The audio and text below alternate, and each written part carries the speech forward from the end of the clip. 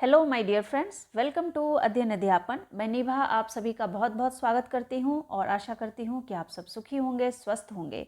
तो फ्रेंड्स, आज की इस वीडियो में हम लोग 6 जनवरी 2022 में जो आपका एग्ज़ाम हुआ था उसको सॉल्व करेंगे। पेपर 1 है और इसके सीडीपी को हम लोग आज की वीडियो में डिस्कस करेंगे क्योंकि सीडीपी बहुत ज़्यादा इंपॉर्टेंट है।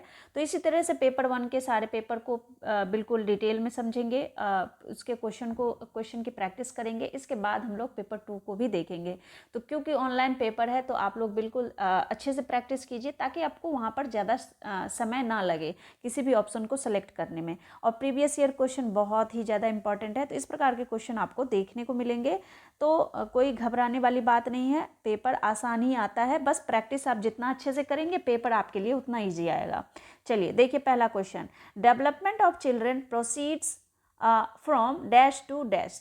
अब यहाँ पर देखिए जो डेवलपमेंट है, विकास है, उसका क्रम कैसा होता है। तो चलिए नेक्स्ट देखते हैं, हिंदी में भी पढ़ते हैं। बच्चों के विकास का क्रम कैसा होता है? तो अमूर्त से मूर्त की तरफ होता है, सामान्य से विशिष्ट की ओर होता है, पैरों से सिर की ओर होता है, या फिर हाथ पैर से केंद्र की ओर होता है। भाई डेवलपमेंट की बात हो रही है यहाँ पर। तो कल भी हम लोगों ने टैग वर्ड्स वाला वीडियो अगर आप लोगों ने नहीं देखा तो जरूर देखिएगा, बहुत हेल्पफुल वीडियो है। तो सामान्य से विशिष्ट की ओर, कभी भी विकास जो है, डेवलपमेंट जो है वो जनरल टू स्पेसिफिक होता है, सामान्य से विशिष्ट की ओर होता है। तो यहाँ पर कौन सा आंसर लगाएंगे आप लोग? सेकेंड ऑप्शन लगाएंगे, जनरल टू स्पेसिफिक होता है। ठीक है, चलिए नेक्स्ट क्वेश्चन देखते हैं। देखिए यहाँ पर कथन और कारण दिया गया है। तो देखिए यहाँ पर सेकंड क्वेश्चन में यहाँ पर कथन दिया गया है कि children from high income families spend their day very differently than children from low income families. और फिर इसका रीजन दिया गया है कि childhood is not universal and there is a lot of diversity of childhood. मतलब यहाँ पर क्या कह रहा है वो कि जो वह बच्चे जिनके जो उच्च आय वाले परिवार से हैं, जो धनी परिवार से हैं, उन बच्चों से अपना दिन बहुत अलग बिताते हैं जो निम्न आय वाले परिवार से हैं। और उसके बाद तर्क दिया गया है कि बचपन की जो संकल्पना है सार्वभौमिक नहीं है तथा बचपन में बहुत विविधता है। देखिए जब भी अगर आपने डेवलपमेंट पढ़ा होगा तो आपको पता होगा जो बचपन की संकल्पना है, कंसेप्ट है, वो सार्वभौमिक होती है, यूनिवर्सल होती है। तो ये तो आपका गलत हो गया। उसके बाद कह रहा है कि जो अमीर घर के बच्चे होते हैं वो अलग दिनचर्या बिताते हैं लो इनकम वाले फैमिली से। तो ये भी गलत है भाई, सब खेलते कूदते हैं, उसी तरह से अपना बचपन बिताते हैं। तो बच्चों को इतना इन सब चीज़ों से ज़्यादा लेना देना नहीं होता है, सबका बचपन एक जैसा बीतता है। बस हाँ, थोड़ा सा अमीरी गरीबी का आता है, लेकिन यहाँ पर जो कह रहा है कि बच्चा जो है वो अपना दिन अलग तरीके से बिताता है, भाई वो भी अपना दिन वैसे ही बिताता है जैसे नॉर्मल फैमिली के बच्चे बिताते हैं। तो यहाँ पर दोनों ही कथन क्या हो जाएगा? गलत हो जाएगा। तो यहाँ पर देखिए ऑप्शन अगर आप पढ़ना चाहें पढ़ लीजिए। देखिए यहाँ पर ऑप्शन दिया गया है कि ए और आर दोनों सही है और आर सही व्याख्या करता है ए की। फिर है ए और आर दोनों सही है लेकिन आर सही व्याख्या नहीं है ए की। फिर है सही है लेकिन आर गलत है। ए सही है लेकिन आर गलत है। और यहाँ पर दिया है ए और आर दोनों गलत है। तो आप लोग बिल्कुल कौन से ऑप्शन के साथ जाएंगे? फोर्थ ऑप्शन के साथ जाएंगे, both A and R are false. ठीक है, चलिए नेक्स्ट क्वेश्चन देखते हैं। नेक्स्ट क्वेश्चन यहाँ पर थर्ड क्वेश्चन को देखते हैं। तो क्वेश्चन दिया गया है कि एक बच्चा पहले अपने हाथ से बॉल जैसी बड़ी चीज़ों को पकड़ना सीखता है, उसके बाद चिमटी पकड़कर इस्तेमाल करके एक मटर उठाना सीखता है। यह उदाहरण विकास के किस सिद्धांत को दर्शाता है? बिल्कुल, अगर आपने विकास डेवलपमेंट का वीडियो नहीं देखा जरूर देखिए। अगर वो वीडियो आपने छोड़ दिया ना तो फिर आपके बहुत सारे क्वेश्चन छूट जाएंगे, तो उस वीडियो को जरूर देखिएगा। देख सकते हैं आप लोग डेवलपमेंट से कितने सारे प्रश्न पूछे गए हैं और फिर पूछे जाएंगे। तो देखिए जब जो कोई बच्चा है जो बड़ी चीज़ों को पहले पकड़ना सीखता है, फिर छोटी छोटी चीज़ों को पकड़ना सीखता है, तो डेवलपमेंट देख रहे हैं आप लोग। मतलब पहले जो है बड़ी चीज़ों को पकड़ता है, बाद में छोटी चीज़ों का, मतलब पहले आंतरिक रूप से जो है वो डेवलपमेंट होता है, फिर बाह्य रूप से होता है। तो इस तरह से अगर ऑप्शन को देखें हम लोग तो ऑप्शन कौन सा होगा अगर आप लोगों ने डेवलपमेंट पढ़ा होगा? शीर्षगामी, समीप, दूराभिमुख, या साम्य धारण, या फिर संरक्षण। बिल्कुल यहाँ पर जो सेकंड ऑप्शन है आपका बिल्कुल सही होगा कि यहाँ पर जो है प्रॉक्सी मॉडेस्टल जो है, यहाँ पर आपका सेकंड ऑप्शन बिल्कुल सही होगा। आप लोग जरूर इस वीडियो को देखिएगा, बहुत ही महत्वपूर्ण वीडियो है। चलिए नेक्स्ट क्वेश्चन देखते हैं। क्वेश्चन नंबर जो आपका यहाँ पर फोर्थ क्वेश्चन जो दिया गया है ये भी बहुत ही ज़्यादा मतलब तर्क में दिया गया है, तो बिल्कुल इन क्वेश्चन को बार बार आपको प्रैक्टिस करनी पड़ेगी। देखिए फोर्थ क्वेश्चन, कथन दिया गया है कि बच्चे अपने समाज के बारे में जानकारी, कौशल, मूल्य और रीतियाँ केवल अभिभावकों से ही सीखते हैं। क्या सही है? दूसरा तर्क दिया जा रहा है कि बच्चों का सामाजिकरण एक सरल व रैखिक प्रक्रिया है। रैखिक सामाजिकरण जो होता है वो सरल व रैखिक प्रक्रिया है या नहीं? देखिए, अब आप लोगों को इतना तो कम से कम CDP आ गया होगा अगर आप लोग पढ़ रहे होंगे तो। देखिए, यहाँ पर ऑप्शन को ध्यान से पढ़ेंगे। ए और आर दोनों सही है और आर सही व्याख्या करता है ए की। फिर है ए और आर दोनों सही है लेकिन आर सही व्याख्या नहीं है ए की। फिर दिया है ए सही है लेकिन आर गलत है। और फिर 4 दिया है ए और आर दोनों गलत है। देखिए, यहाँ पर भी जो आंसर होगा ना, ए और आर दोनों गलत है। देखिए, इसको पढ़िए आप। बच्चे अपने समाज के बारे में जानकारी, कौशल, मूल्य और रीतियाँ केवल अभिभावकों से नहीं सीखते बल्कि समाज के लोगों से भी सीखते हैं। स्कूल से सीखते हैं, शिक्षकों से सीखते हैं, बड़ों से सीखते हैं, अपने आसपास के लोगों से सीखते हैं। बहुत सारी चीज़ें हैं, तो सिर्फ अभिभावकों से ही नहीं सीखते हैं, इसीलिए गलत हो गया। फिर अब बच्चों का सामाजिकरण एक सरल व रैखिक प्रक्रिया है, तो ये भी आपका गलत हो गया। चलिए नेक्स्ट देखिए। नेक्स्ट क्वेश्चन जो दिया गया है वो 5th क्वेश्चन को हम लोग ध्यान से पढ़ते हैं। Children in dash stage understand object permanence but do not realise that action can be reverse and their judgements are based on immediate appearance of things. अब यहाँ पर आपसे पूछा जा रहा है भाई वो कौन सा स्टेज है जहाँ पर बच्चों के अंदर वस्तु स्थायित्व आ जाता है, ऑब्जेक्ट्स परमानेंस आ जाता है, लेकिन वो किसी भी चीज़ को रियलाइज़ नहीं कर पाता है, रिवर्स नहीं कर पाता है, और इस तरह से जो है वो कौन सा स्टेज होगा यहाँ पर? तो यहाँ पर देखिए दिया गया है सेंसरी मोटर स्टेज, फिर है pre operational stage, concrete operational stage, या फिर फॉर्मल ऑपरेशनल स्टेज। बिल्कुल सही बताएंगे यहाँ पर क्या आना चाहिए कि किस अवस्था में बच्चे वस्तु स्थायित्व की समझ तो बना लेते हैं परंतु यह नहीं समझ पाते कि क्रिया अपरिवर्तनीय है और उनके निर्णय चीज़ों की मौजूदा दिखावट पर निर्भर करते हैं। तो वो उन सब चीज़ों के बारे में नहीं समझ पाते हैं, लेकिन उनके अंदर वस्तु की जो स्थायित्व है, ऑब्जेक्ट्स परमानेंस है, वो आ जाती है। तो कौन सा वो स्टेज होता है? तो संवेदी चालक, पूर्व संक्रियात्मक, मूर्त संक्रियात्मक, या फिर अमूर्त संक्रियात्मक। देखिए यहाँ पर बिल्कुल सही आंसर संवेदी चालक होता है। और यहाँ पर जो एज होती है वो कितनी होती है? 0 से 2 ईयर्स। यहाँ पर कितना होगा? 2 से 7 ईयर्स। फिर यहाँ पर कितना होगा? 7 to 11 ईयर्स, और यहाँ पर 11 to 15 ईयर्स। ठीक है, ये आपको याद रखना है बिल्कुल। चलिए नेक्स्ट देखिए। नेक्स्ट क्वेश्चन है आपका क्वेश्चन नंबर 6। देखिए क्वेश्चन नंबर 6 क्या दिया गया है? 4 children who are in preoperational stage teacher should. तो यहाँ पर जो बच्चे प्री ऑपरेशनल स्टेज में है वहाँ पर शिक्षक को क्या करना चाहिए? यहाँ पर use concrete props and a lot of audio visual materials, depict hierarchical relationship through complex diagrams, फिर है gives abstract problems to work open, या फिर give opportunity to solve problems that require hypothetical thinking. देखिए जब pre operational की बात आती है तो यहाँ पर क्या आंसर होना चाहिए? Use concrete props and a lots of audio visual materials. तो यहाँ पर आप लोग जितनी भी मूर्त संसाधन है, मूर्त संसाधनों व बहुत सी दृश्य श्रव्य सामग्रियों का क्या करेंगे? प्रयोग करेंगे। तो क्योंकि प्री ऑपरेशनल स्टेज में कितनी आयु होती है बच्चे की? 2 से 7 वर्ष की अवस्था होती है। तो यहाँ पर कौन सा आंसर होगा? पहला ऑप्शन सही होगा। चलिए क्वेश्चन नंबर 7 पढ़ते हैं। 7th क्वेश्चन क्या कह रहा है? देखिए यहाँ पर आपके बाइकोत्स्की से प्रश्न पूछे गए हैं कि निम्नलिखित में से पाठ का सही उदाहरण क्या है? पहला है सवालों के जवाब बताना, फिर है संकेत एवं इशारे देना, फिर दिया है भौतिक पुरस्कार देना, फिर 4th दिया गया है उद्दीपन प्रतिक्रिया के अनुकूलन को सक्रिय करना। तो देखिए आप सभी जानते हैं जो पाठ है, यहाँ पर जो पाठ दिया जाता है किसके लिए दिया जाता है? स्कैफोल्डिंग, जिसे हम कहते हैं which of the following is a correct example of scaffolding.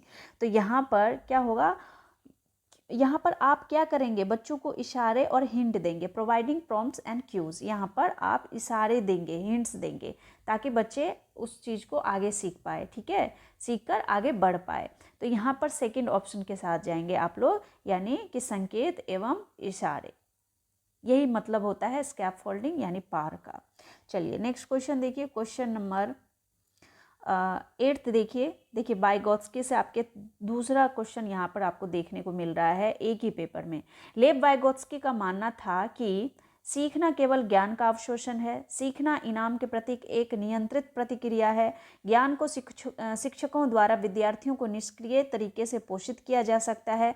या फिर 4th ऑप्शन, ज्ञान का सही निर्माण उस क्षेत्र में होता है जो बच्चे के स्वतंत्र रूप से कार्य करने व दूसरों की मदद करने में है। तो बिल्कुल यही आंसर आपका हो जाएगा, 4th ऑप्शन ही होगा यहाँ पर 4th ऑप्शन ही होगा। नॉलेज इज को constructed in a zone of what the child can do independently and with support from others. तो बिल्कुल 4th ऑप्शन के साथ जाएंगे आप लोग। चलिए नेक्स्ट क्वेश्चन देखिए, क्वेश्चन नंबर आपके जो 9th क्वेश्चन है लॉरेंस कॉलबर्ग से पूछा गया है। मैंने बताया था कल के वीडियो में कि इन सभी मनोवैज्ञानिकों को अच्छे से पढ़ना है।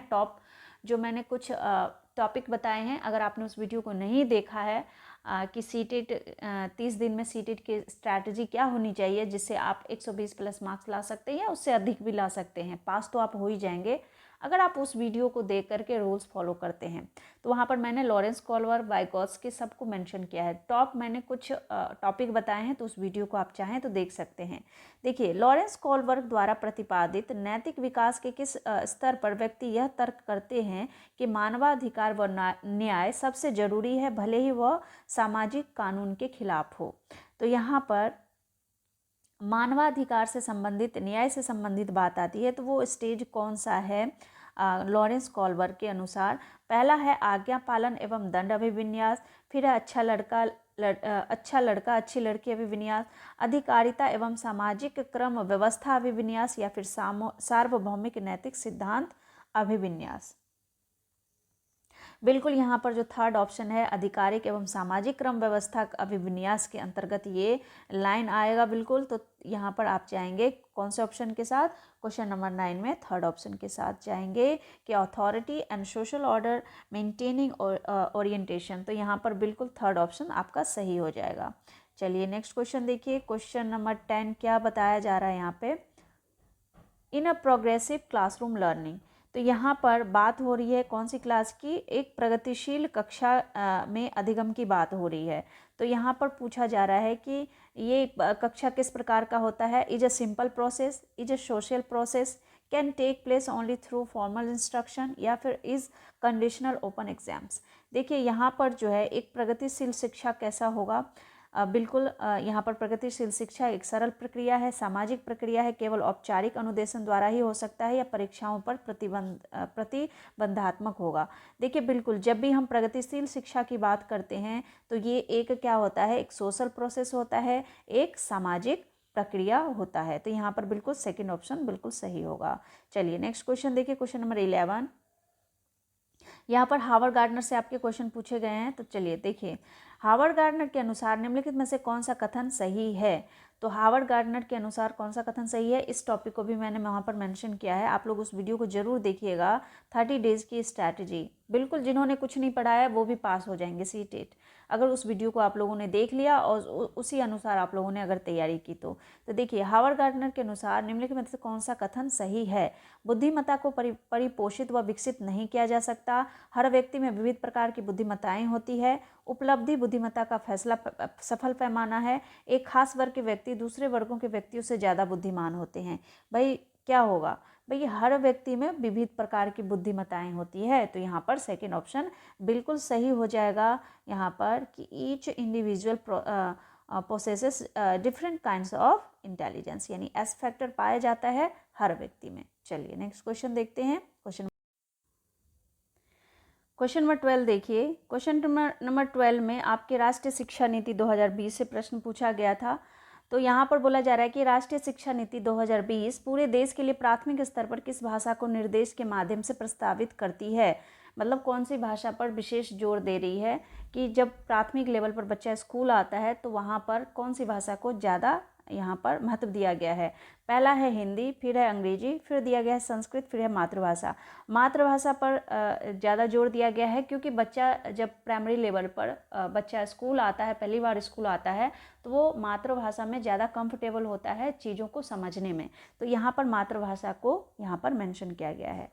चलिए नेक्स्ट क्वेश्चन देखिए, क्वेश्चन नंबर 13 दिया गया है। क्वेश्चन नंबर 13 में कहा जा रहा है कि बैठने की व्यवस्था में लचीलापन, अधिगमकर्ताओं का समूह में कार्य करना किस कक्षा कक्ष की विशेषताएं हैं।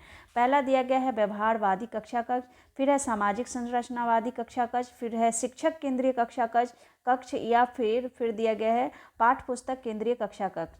तो यहाँ पर कौन सा आंसर आना चाहिए 14 का? बिल्कुल यहाँ पर पाठ्य पुस्तक केंद्रीय कक्षा कक्ष होना चाहिए। तो यहाँ पर आपका ऑप्शन हो जाएगा कौन सा? 4th हो जाए, नहीं बिल्कुल गलत, यहाँ पर सेकंड ऑप्शन बिल्कुल सही होगा। सेकंड ऑप्शन होगा सामाजिक संरचनावादी कक्षा कक्ष यहाँ पर होना चाहिए। तो 13 का आंसर आपका कौन सा हो जाएगा? बिल्कुल यहाँ पर सोशियो कंस्ट्रक्टिविस्ट क्लासरूम यानी सेकंड ऑप्शन जो है वो यहाँ पर बिल्कुल सही होगा 13 क्वेश्चन का। चलिए नेक्स्ट क्वेश्चन देखिए, क्वेश्चन नंबर 14। क्वेश्चन नंबर 14 में क्या कह रहा है कि यहाँ पर क्वेश्चन नंबर 14 को पढ़िए ध्यान से। किस प्रकार का शिक्षा शास्त्र एक शिक्षक को अपनी कक्षा में व्यक्तिगत विभिन्नताओं का ध्यान रखने में मदद करेगा? तो पहला है मानकीकृत व एक समान, फिर है पूरी तरह से परीक्षाओं पर केंद्रित, फिर है पूरी तरह से पाठ्य पुस्तकों पर केंद्रित, फिर है संलग्न व संदर्भित। तो बिल्कुल यहाँ पर कौन सा आंसर होना चाहिए क्वेश्चन नंबर 14 का? बिल्कुल संलग्न व संदर्भित होना चाहिए, यानी कि यहाँ पर कौन सा होगा ऑप्शन? यहाँ पर ऑप्शन होगा आपका एंगेजिंग एंड कॉन्टेक्सचुअल। तो बिल्कुल यहाँ पर 4th ऑप्शन सही होगा। चलिए नेक्स्ट क्वेश्चन देखिए राष्ट्रीय शिक्षा नीति से आपके फिर से दूसरा क्वेश्चन पूछ लिया गया है, बहुत ही ज़्यादा इंपॉर्टेंट है पेपर 2 के लिए भी, पेपर 1 के लिए भी। देखिए राष्ट्रीय शिक्षा नीति 2020 के अनुसार मूल्यांकन का उद्देश्य क्या है? मूल्यांकन से क्वेश्चन पूछा है। रटने की क्षमता का परीक्षण, पुनरुत्पादन व याद रखने की क्षमता को नापना, बच्चों को सीखने की प्रक्रिया में मदद करना, पूरे देश में बच्चों की तुलना करने के मापदंड बताना। बिल्कुल बताइए 15 का आंसर आपके हिसाब से क्या होना चाहिए? बिल्कुल बच्चों को सीखने की प्रक्रिया में क्या करना? मदद करना। तो यहाँ पर क्या हो जाएगा? To support children in the process of learning. बिल्कुल 3rd आंसर सही हो जाएगा। देखिए अगर आपने थ्योरी नहीं पढ़ी है, लेकिन अगर आप बार बार क्वेश्चन की प्रैक्टिस करेंगे, उसी से आपको आइडिया लग जाएगा कि कहाँ से मतलब किस प्रकार के प्रश्न होते हैं, कैसे उत्तर दिए जाते हैं, और उत्तर हमेशा पॉजिटिव ही होगा। ठीक है, तो यहाँ पर आपको बस ये ध्यान देना है, थोड़ा सा एक्टिव होके चीज़ों को पढ़िए, बिल्कुल सही आप कर पाएंगे, सारा चीज़ आपसे हो जाएगा, अच्छे से पेपर दे पाएंगे आप लोग। तो देखिए यहाँ पर नेक्स्ट क्वेश्चन नंबर 16, समावेशन का अर्थ है। तो पहला ऑप्शन है सभी विद्यार्थियों का उनकी सामाजिक पहचान से निरपेक्ष होकर अपनाना, फिर है अनुचित प्रयास और अलगाव पैदा करने वाली बाधाओं को अनदेखा करना, फिर है यहाँ पर क्या दिया गया है, भेदभाव को बढ़ावा देना और मतभेदों के प्रति असहिष्णुता रखना, भागीदारी और जुड़ाव के असमान अवसर।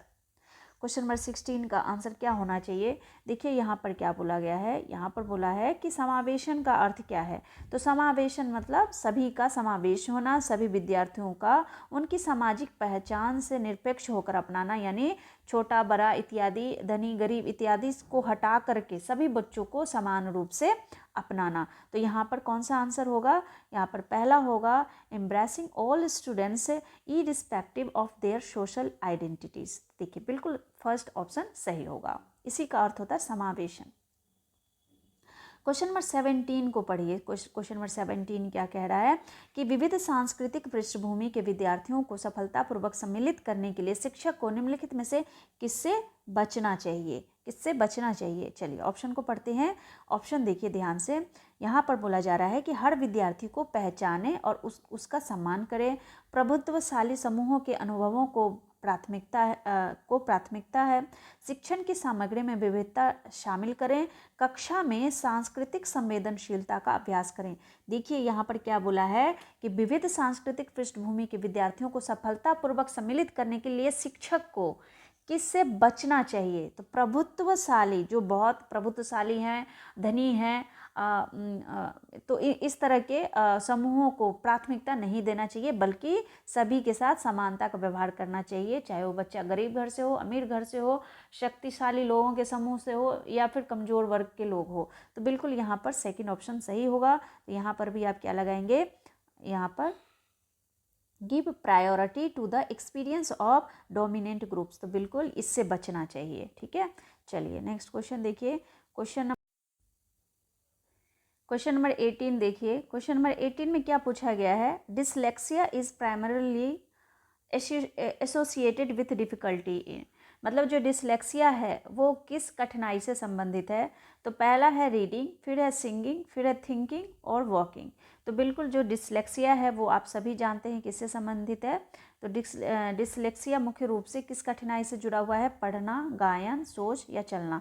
बिल्कुल रीडिंग यानी पढ़ना से संबंधित है।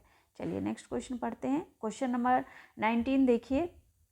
क्वेश्चन नंबर 19 दिया गया है कि निम्नलिखित में से कौन सा अभ्यास अधिगम अक्षमता वाले विद्यार्थियों का समावेशन सुनिश्चित करने में प्रभावी होगा? तो पहला ऑप्शन है अभिव्यक्ति के लिए केवल निश्चित विधा को अनुमति दें, विफलता का आरोपण क्षमता की कमी को माने, बहुत लंबे और बारंबार दत्त कार्य दें, सूचना प्राप्त करने के लिए कई विकल्प प्रदान करें। फ्रेंड्स आप लोग ना इंग्लिश के जो ऑप्शन होते हैं ना उसको भी पढ़िए। देखिए कितना यहाँ पर कठिन कठिन हिंदी वर्ड दे दिया गया है। तो आप लोग ना एक बार बस रीडिंग कर लिया कीजिए, ताकि आपको वो शब्द जो है ना आपके स्कीमा में चला जाए। मतलब आप जब उस चीज़ को देखें तो आपको पता चल जाए कि इसका अर्थ ये है। तो बिल्कुल यहाँ पर जो आंसर होना चाहिए कौन सा होना चाहिए? यहाँ पर क्या बोला जा रहा है? यहाँ पर कि यहाँ पर क्या बोला जा रहा है कि which of the following practice will be effective in ensuring including of students with learning. तो यहाँ पर बिल्कुल 19 का आंसर क्या आना चाहिए? 19 का आंसर बिल्कुल यहाँ पर होगा आपका fourth, provide several alternatives for receiving information. बिल्कुल फोर्थ ऑप्शन बिल्कुल सही होगा। तो यहाँ पर फोर्थ ऑप्शन जो है यहाँ पर सही होगा कि सूचना प्राप्त करने के लिए कई विकल्प प्रदान करें। नेक्स्ट क्वेश्चन देखिए। क्वेश्चन नंबर यहाँ पर क्या दिया गया है? यहाँ पर है स्टूडेंट्स विथ गिफ्टनेस। तो यहाँ पर गिफ्टेड स्टूडेंट जो होता है, गिफ्टनेस जो स्टूडेंट होता है वो कौन से होते हैं उसके बारे में आपको बताना है। कि यहाँ पर पहला है कि observe information quickly and accurately, are incapable of solving question below their age levels, have a tendency to opt for simple and easy task, फिर है lack intuitive understanding of the basis. देखिए जो आपके प्रतिभाशाली बच्चे होते हैं ना, गिफ्टेड स्टूडेंट्स किसको कहते हैं? गिफ्टेडनेस किसे कहते हैं? जो प्रतिभाशाली होते हैं उन्हीं को कहते हैं। तो वो जो इन्फॉर्मेशन है उसको आसानी से और जल्दी से क्या करते हैं? ऑब्जर्व कर लेते हैं। तो ये होते हैं गिफ्टेड स्टूडेंट की निशानी। तो यहाँ पर भी आप क्या लगाएंगे? जो प्रतिभावान विद्यार्थी, प्रतिभाशाली, प्रतिभावान जो भी कहें, तो जानकारी को जल्दी और सही तरीके से क्या करते हैं? अवशोषित करते हैं। ये अपने आयु स्तर के नीचे के प्रश्नों को हल करने में असमर्थ नहीं होते। असमर्थ होंगे तो वो फिर प्रतिभावान थोड़ी न कहलाएंगे। फिर सरल और आसान कार्यों को चुनने की प्रवृत्ति रखते? बिल्कुल नहीं, इसका उल्टा होता है। वो कठिन कार्यों को चुनने की प्रवृत्ति होती है उनके अंदर। मूल बातों को सहज समझ का अभाव होता है? बिल्कुल नहीं, वो मूल बातों को आसानी से समझ लेते हैं, इसलिए वो प्रतिभाशाली बच्चे कहलाते हैं। चलिए नेक्स्ट क्वेश्चन देखिए। क्वेश्चन नंबर यहाँ पर 21 की बात कर रहे हैं हम लोग। तो 21 कह रहा है कि एक शिक्षक को अपने विद्यार्थियों को किसी प्रश्न का उत्तर देने के लिए सहज अनुमान लगाने के लिए डैश करना चाहिए। तो क्या करना चाहिए भाई शिक्षक को? प्रोत्साहित, अनदेखा, दंडित, अवरुद्ध। मैंने कल आपको टैग वर्ड वाले वीडियो में बताया था कि कौन से पॉजिटिव वर्ड है, उसको अगर आप देख लेंगे आपकी आधी पेडागोजी कंप्लीट हो जाएगी। मुझे तो लगता है ज़्यादा भी हो जाएगी अगर आप उस हिसाब से सारे क्वेश्चन की प्रैक्टिस करेंगे। तो पेडागोजी में बच्चे 30 में से 30 नंबर भी लाते हैं, तो बिल्कुल आप भी ला सकते हैं, आप प्रैक्टिस करते रहिए। तो यहाँ पर भाई बिल्कुल शिक्षक को हमेशा प्रोत्साहित करना चाहिए। तो ए ऑप्शन बिल्कुल सही होगा। यहाँ पर क्या करेंगे आप? इनकरेज करेंगे बच्चों को। तो पहला ऑप्शन बिल्कुल सही होगा। चलिए नेक्स्ट क्वेश्चन देखते हैं। क्वेश्चन नंबर आपका 22 में क्या बोला जा रहा है? यहाँ पर विद्यार्थियों को हाल ही में सीखे गए संप्रत्यय पर विस्तारण में मदद करते समय निम्नलिखित में से किससे बचना चाहिए? फिर से बचना चाहिए, ठीक है। तो यहाँ पर विभिन्न उप संप्रत्ययों के बीच संबंध को क्रियान्वित करना, संप्रत्यय के उदाहरण और गैर उदाहरण बनाना, अधिग्रहित जानकारी को नई समस्याओं पर लागू करना, और फिर दिया गया है कि बोर्ड पर लिखना और विद्यार्थियों से इसे बिना समझे नकल करने के लिए कहना। तो यहाँ पर भी देखिए कौन सा आंसर होगा भाई, बिल्कुल यहाँ पर कह रहा है कि अवॉइड करना है, मतलब उससे बचना है। तो writing on board and asking student to copy the same without understanding, मतलब बिना आप समझे चीज़ों को ब्लैक बोर्ड पर लिख करके बच्चों को बोलेंगे उतारने के लिए, नकल करने के लिए, तो इससे आपको बचना है। तो यहाँ पर क्या होगा आंसर, यहाँ पर होगा बोर्ड पर लिखना और विद्यार्थियों से इसे बिना समझे नकल करने के लिए कहना। ठीक है, तो यहाँ पर फोर्थ ऑप्शन सही होगा। नेक्स्ट देखिए क्वेश्चन नंबर आपका 23 आ गया। यहाँ पर 23 में दिया गया है कि किस तरह के पाठ्यक्रम को लागू करके विद्यार्थियों की विफलता को कम किया जा सकता है, विफलता को यानी असफलता को कम कैसे किया जा सकता है। तो पहला है जो उनके सामाजिक संदर्भ से जुड़ा हो, जो अत्यधिक चुनौतीपूर्ण और जटिल हो, जो उनके दैनिक जीवन के लिए अप्रासंगिक हो, जो मूर्त से सरल की ओर बढ़ता हो। बताइए यहाँ पर विफलता, भाई विफलता को कम करना है आपको, बढ़ाना नहीं है। तो चुनौतीपूर्ण और जटिल कार्य थोड़ी ना देंगे आप। उसके बाद अप्रासंगिक नहीं, प्रासंगिक होना चाहिए। और अमूर्त से, मतलब अमूर्त से आप अब्स्ट्रैक्ट से सरल की ओर जाएंगे तो ये तो और भी गलत है। तो बचा क्या, उनके सामाजिक संदर्भ से जुड़ा हो। तो यहाँ पर तभी बच्चा क्या होगा, यहाँ पर समझ पाएगा। तो यहाँ पर होगा connected to their social contacts. तो यहाँ पर बिल्कुल ए ऑप्शन सही हो जाएगा। चलिए 24 क्वेश्चन को देखते हैं। यहाँ पर दिया गया है सार्थक सीखने के लिए निम्न में से क्या महत्वपूर्ण है, मतलब सही सीखने के लिए निम्न में से क्या महत्वपूर्ण है। तो पहला है कक्षा में प्रतिस्पर्धी संस्कृति का विकास करना, यानी कंपटीशन लेवल और बढ़ा देंगे। बच्चों के विचारों और अनुभवों को जगह देना, या फिर आप बच्चों के विचारों उनके अनुभवों को महत्व देंगे, जगह देंगे। या फिर जानकारी को पृथक खंडों में प्रस्तुत करेंगे, या फिर जानकारी को अलग अलग पीसेस में बांट देंगे। या फिर ऐसे उदाहरण देना जो विद्यार्थियों के सामाजिक संदर्भ से संबंधित नहीं है। बिल्कुल संबंधित होना चाहिए, नहीं होना चाहिए, तो ये भी गलत होगा। खंडित नहीं करेंगे। तो यहाँ पर देखिए सार्थक सीखने के लिए क्या महत्वपूर्ण होना चाहिए, बच्चों के विचारों और अनुभवों को जगह देना। ठीक है, ये सब पॉजिटिव कीवर्ड है, तो इसको बिल्कुल आप लोग ध्यान देंगे। बिल्कुल सही से यहाँ पर सेकंड ऑप्शन होगा क्या, give space to children's views and experience. भाई उनके अनुभवों को महत्व देंगे, जगह देंगे, तो यहाँ पर वही महत्वपूर्ण होगा। चलिए नेक्स्ट क्वेश्चन देखिए, क्वेश्चन नंबर 25 देखिए। फिर से यहाँ पर दिया गया है कि विद्यार्थियों को नए संप्रदाय पढ़ाते समय शिक्षक को निम्नलिखित में से किससे बचना चाहिए। आप कोई कंसेप्ट पढ़ा रहे हैं उस समय शिक्षक को किससे बचना चाहिए। तो पहला है उन्हें दिए गए उदाहरणों में से सामान्य गुण खोजने के लिए कहें। फिर है उस संप्रदाय से संबंधित गैर उदाहरण प्रस्तुत कर देंगे आप। फिर है पहले जटिल अवधारणाओं को प्रस्तुत करें और फिर सरल की ओर बढ़ें। फिर नई जानकारी को पिछली जानकारी से जोड़ना। तो 25 का आंसर क्या होना चाहिए, बचना चाहिए बोला है यहाँ पर। देखिए उन्हें उदाहरण से सामान्य गुण खोजने के लिए कहेंगे तो ये आसान होगा, इसमें बच्चे अच्छे से सीख पाएंगे। फिर उन संप्रदायों से संबंधित गैर उदाहरण प्रस्तुत करेंगे, मतलब उन्हीं कंसेप्ट से संबंधित आप कोई अलग उदाहरण प्रस्तुत करेंगे। फिर पहले जटिल अवधारणाओं को प्रस्तुत करेंगे और फिर बाद में सरल की ओर बढ़ेंगे। बिल्कुल नहीं, पहले आप सरल चीज़ें सिखाएंगे फिर कठिन की ओर बढ़ेंगे, तो इसी से बचना है। ठीक है, तो थर्ड ऑप्शन बिल्कुल सही होगा। यहाँ पर भी आप क्या लगाएंगे, यहाँ पर present the complex concepts first and then move to simple ones. तो बिल्कुल इससे बचना है, पहले हमें इजी कराना है फिर कॉम्प्लेक्स कराना है। ठीक है, तो चलिए नेक्स्ट क्वेश्चन देखिए, क्वेश्चन नंबर 26। क्वेश्चन नंबर 26 दिया गया है कि विशिष्ट जानकारी के स्मरण पर आधारित प्रश्न का उत्तर देने के बाद एक विद्यार्थी इस बात पर विचार कर रहा है कि इस कार्य में किन संकेतों ने उसकी मदद की। ऐसा करने से विद्यार्थी डैश का विकास कर रहा है। अब चलिए ऑप्शन को देखते हैं। विलंबित नकल, आत्म केंद्रीयता, अधिसंज्ञान या फिर अति औचित्य। कौन सा आंसर सही होगा। बिल्कुल यहाँ पर क्या होगा, अधिसंज्ञान का विकास हो रहा है। यहाँ पर किस चीज़ का विकास हो रहा है, अधिसंज्ञान का विकास हो रहा है। तो यहाँ पर आप लोग किसका आंसर लगाएंगे, यहाँ पर बिल्कुल थर्ड ऑप्शन के साथ जाएंगे और ऊपर भी आप लगाएंगे थर्ड ऑप्शन। तो मेटा कॉग्निशन यहाँ पर बिल्कुल सही होगा, थर्ड ऑप्शन के साथ जाएंगे। चलिए नेक्स्ट क्वेश्चन देखिए, क्वेश्चन नंबर 27। 27 में बताया जा रहा है कि लक्ष्य प्राप्त करने के चरण दर चरण निर्देश को डैश कहा जाता है। तो क्या कहा जाता है? कलन विधि, स्वतः शोध प्रणाली, साधन लक्ष्य विश्लेषण, स्मृति सहायक विधि। तो यहाँ पर 27 का क्या आंसर होगा? कलन विधि, जिसे हम इंग्लिश में क्या कहते हैं?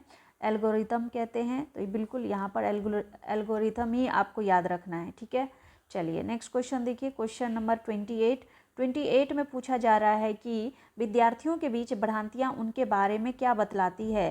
पहला है अत्यंत गलत और तर्कहीन सोच प्रक्रिया, फिर है उच्च क्रम की भावनात्मक और बौद्धिक क्षमताएं, फिर है अवधारणाओं के बारे में भोली और सहज समझ, या फिर और कौन सा दिया गया है कि गंभीर संज्ञानात्मक कमियां और तंत्रिका संबंधी विकार।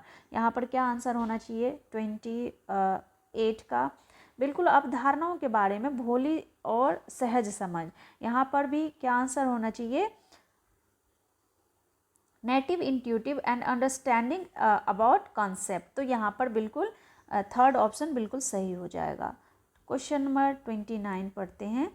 क्वेश्चन नंबर 29 में क्या कहा जा रहा है कि निम्नलिखित में से कौन सी स्थिति विद्यार्थियों में गर्व का कारण बन सकती है। तो पहला है जब असफलता का कारण स्वयं को माना जाए। जब असफलता को स्वयं का कारण स्वयं मानेंगे तो गर्व नहीं महसूस करेंगे, बल्कि हतोत्साहित होंगे, निराश होंगे। जब सफलता का कारण दूसरों को माना जाता है, जब असफलता का कारण दूसरों को माना जाता है, तब भी गर्व की बात नहीं होगी यहाँ पर। जब सफलता का कारण स्वयं को माना जाता है और जब सफलता का कारण दूसरों को माना जाता है, बिल्कुल नहीं। दूसरों को क्यों मानेंगे? जब स्वयं को मानेंगे, सफलता का कारण स्वयं को मानेंगे, तब गर्व का कारण बन सकती है। तो थर्ड ऑप्शन बिल्कुल सही होगा यहाँ पर। When success is seen as cause by oneself. तो यहाँ पर बिल्कुल थर्ड ऑप्शन सही होगा। लास्ट क्वेश्चन देखेंगे 30 नंबर के क्वेश्चन को, आप लोग पढ़ लीजिए एक बार। यहाँ पर नेक्स्ट क्वेश्चन, यहाँ पर आज का लास्ट क्वेश्चन है, निम्नलिखित में से कौन सा कथन आंतरिक प्रेरणा का उदाहरण है। पहला ऑप्शन है मुझे पढ़ाई करनी चाहिए क्योंकि यह संप्रत्यय की समझ बनाने के लिए जरूरी है। मुझे शिक्षक द्वारा दंड से बचने के लिए अध्ययन करना चाहिए। मुझे प्रतियोगिता में प्रथम स्थान प्राप्त करने के लिए अध्ययन करना चाहिए। मुझे अपने साथियों से प्रशंसा और प्रभुत्व प्राप्त करने के लिए अध्ययन करना चाहिए। कौन सा ऑप्शन होगा? भाई मुझे प्रशंसा और प्रभुत्व प्राप्त हो इसके लिए मुझे पढ़ना नहीं चाहिए। मुझे प्रतियोगिता में प्रथम स्थान प्राप्त करने के लिए अध्ययन करना चाहिए, बिल्कुल नहीं। भाई अपनी समझ को विकसित करने के लिए, इस संसार में आए हैं तो समझ को विकसित करेंगे तभी तो जी पाएंगे, या फिर तभी तो कुछ कर पाएंगे। तो भाई अपनी समझ को विकसित करने के लिए पढ़ना चाहिए। तो बिल्कुल पहला ऑप्शन होगा कि मुझे पढ़ाई करनी चाहिए क्योंकि यह संप्रत्यय की समझ बनाने के लिए जरूरी है, ठीक है। तो यहाँ पर आपका आंसर जो है यहाँ पर पहला होगा। तो यहाँ पर भी आप लोग लगाएंगे I should study because it is important to understand to the concept। तो बिल्कुल पहला ऑप्शन सही होगा। तो फ्रेंड्स ये था आपका CDP का क्वेश्चन, और नेक्स्ट वीडियो में मैं पेपर 2 के CDP के क्वेश्चन लेकर आऊँगी। इसके अलावा अगर आप लोगों को और किसी सब्जेक्ट पे या फिर टॉपिक पे वीडियो चाहिए तो कमेंट सेक्शन में कमेंट कीजिएगा, मैं ज़रूर उस पर टॉपिक पर वीडियो बनाऊंगी। और तब तक के लिए आप लोग, मैंने जैसे एक आपका CDP का पेपर 1 करवाया, इसी तरह से आप कुछ और क्वेश्चन भी प्रैक्टिस कीजिए और प्रीवियस ईयर के क्वेश्चन को बार बार प्रैक्टिस कीजिए, सीटेट जरूर क्रैक होगा। तो फ्रेंड्स मिलती हूँ नेक्स्ट वीडियो में, तब तक के लिए thank you and thanks for watching.